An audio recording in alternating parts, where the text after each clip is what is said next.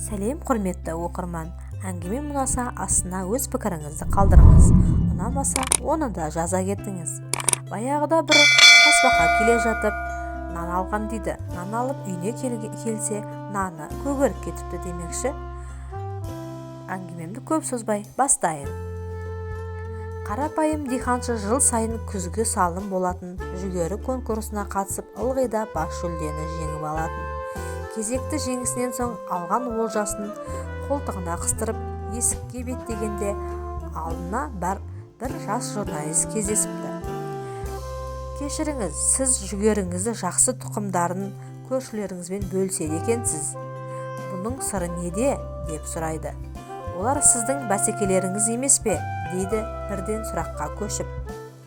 Сонда дихан, сіз егін ұрықтанатын уақытта жел оның тозаңдарын алып, бір алқаптан екінші алқапқа ұшырып апаратын білмейтін бе едіңіз? Егер менің көршілерім нашар дән егетін болса, оның әсері менің жүгерімде тиетін еді ғой. Сол себептен жақсы өнім алу үшін көршілеріме ең жақсы тұқым беремін дейді. Қарапайым диханшы қарақан басын ғана ойламай, қасындағыларға да қайырымдылық жасау, өзін жетістікке де, жеңіске де жеткізетінін қалай білген десеңізші, құрметті ағайын.